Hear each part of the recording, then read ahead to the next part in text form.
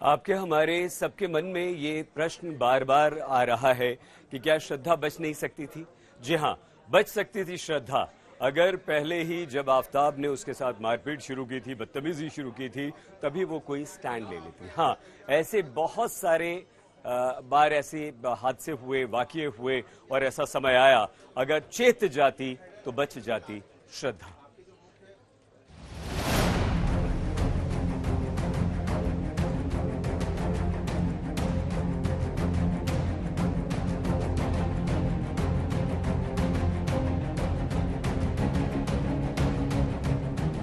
तेईस नवंबर 2020 को श्रद्धा ने ये पुलिस कंप्लेंट तब दी थी जब आफताब ने उसका ये हाल कर दिया था।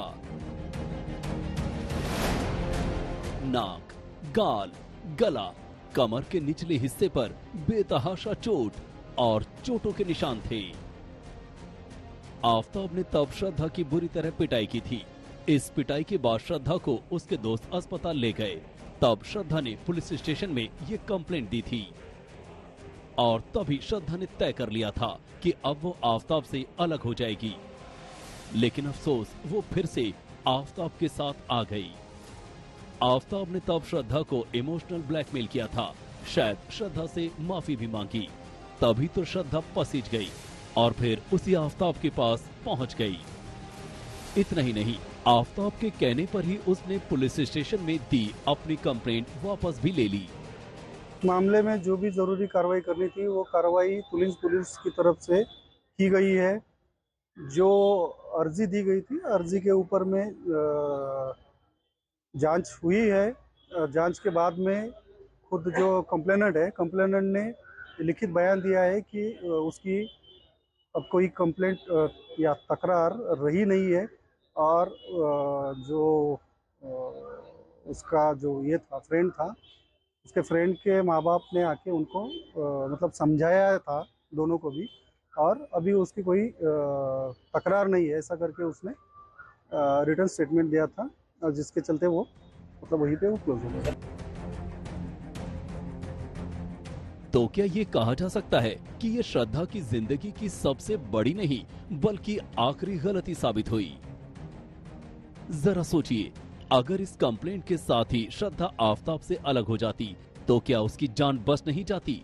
चलिए, श्रद्धा ने आफताब पर भरोसा किया इसलिए वापस नहीं लौटी, लेकिन उस आफताब का क्या जिसने 1.5 साल पहले ही श्रद्धा के कत्ल की पूरी स्क्रिप्ट ही लिख डाली थी। बस कत्ल की तारीख को छोड़ के इन लाइनों को फिर से बड़े गौर से पढ़िए। श्रद्धा लिखती है, आज उसने मेरा गला घोंट कर मुझे मारने की कोशिश की। उसने मुझे डराया, ब्लैकमेल किया, साथ ही ये भी कहा कि वो मुझे मार डालेगा, मेरी लाश के टुकड़े करेगा और फिर बाहर फेंक देगा। श्रद्धा ने जो कुछ लिखा वो सब कुछ हूबहू सच हुआ। 18 मई 2022 को आफताब ने श्रद्धा को ठीक इसी तरह मारा। उसने पहले श्रद्धा का गला घोंटा, फिर लाश के टुकड़े किए। इसके बाद उन टुकड़ों को किश्तों में बाहर फेंकता रहा जब तक कि सारे टुकड़े बाहर नहीं निकल गए। वैसे श्रद्धा के इस खत या कंप्लेंट का एक और पहलू भी है। शायद इस सवाल का जवाब भी इसी खत में है कि आफताब के तमाम जुल्म और सितम के बावजूद श्रद्धा उससे दूर क्यों नहीं जा रही थी। अमरदीप और हिमांशु मिश्रा के साथ अरविंद ओझा, दिल्ली आज तक।